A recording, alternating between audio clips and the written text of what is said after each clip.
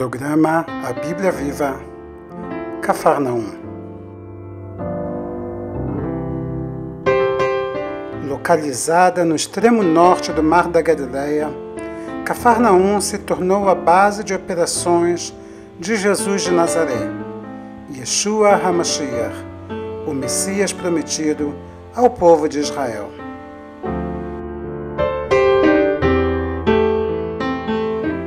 Os evangelhos descrevem que a maior parte dos milagres realizados por Jesus foram feitos aqui, justamente neste vilarejo, às margens do Mar da Galileia.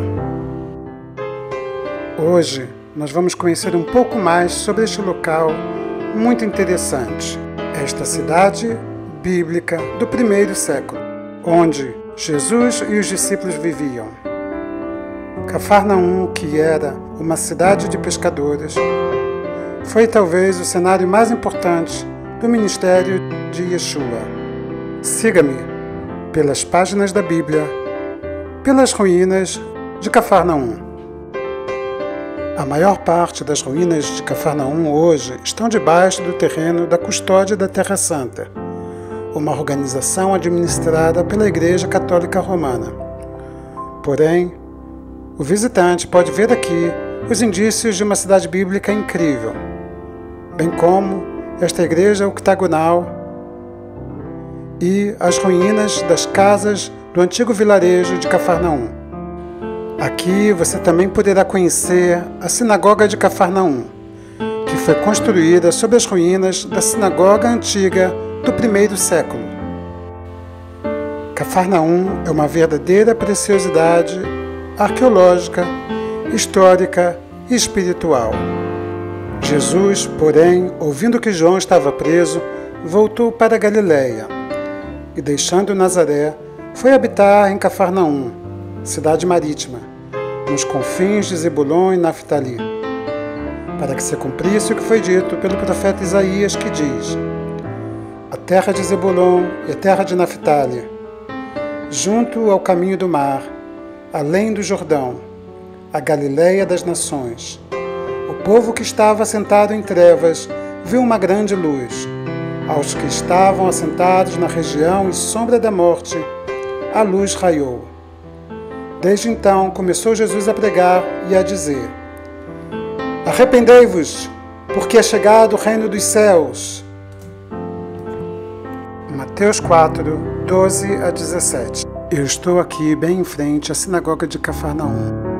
E o que vocês estão vendo aqui, a Sinagoga Branca, é uma sinagoga da era bizantina, que foi construída por volta do quarto século da era cristã. Mas o detalhe importante é que, se vocês olharem lá embaixo, vocês verão os indícios da primeira sinagoga, a sinagoga do primeiro século, a sinagoga de Jesus. Segundo as Escrituras, o Messias, quando chegou em Cafarnaum, começou a pregar o Evangelho do Reino. E ele entrou naquela sinagoga que estava localizada ali, abriu as Escrituras e começou a proclamar a salvação, a redenção e o perdão dos pecados. Esta sinagoga é simplesmente incrível. Ela foi construída exatamente no lugar da sinagoga de Jesus. E hoje nós estaremos entrando nesta sinagoga para que você conheça um pouco melhor como eram as sinagogas da antiguidade. Siga-me nos passos de Jesus e pelas páginas da Bíblia. A sinagoga de Cafarnaum foi reconstruída por volta do quarto século da era cristã, sobre as ruínas daquela que seria a sinagoga do primeiro século, onde Jesus operou muitos dos seus milagres.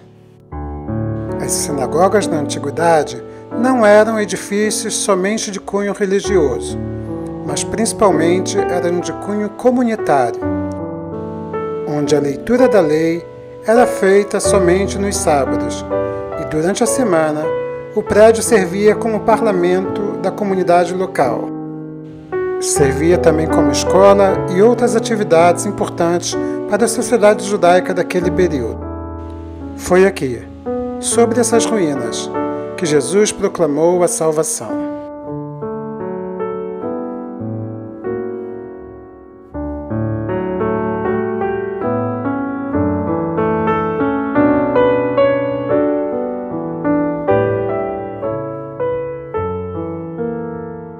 Cafarnaum, nos dias de hoje, é um local muito bem preparado, capaz de receber milhões de visitantes por ano, que vêm de diversas partes do mundo para conhecer o vilarejo onde Jesus viveu. Os indícios arqueológicos aqui nos revelam que a cidade era bastante próspera. Ela era provavelmente o centro da alfândega regional. Mateus, um dos discípulos de Jesus, era cobrador de impostos.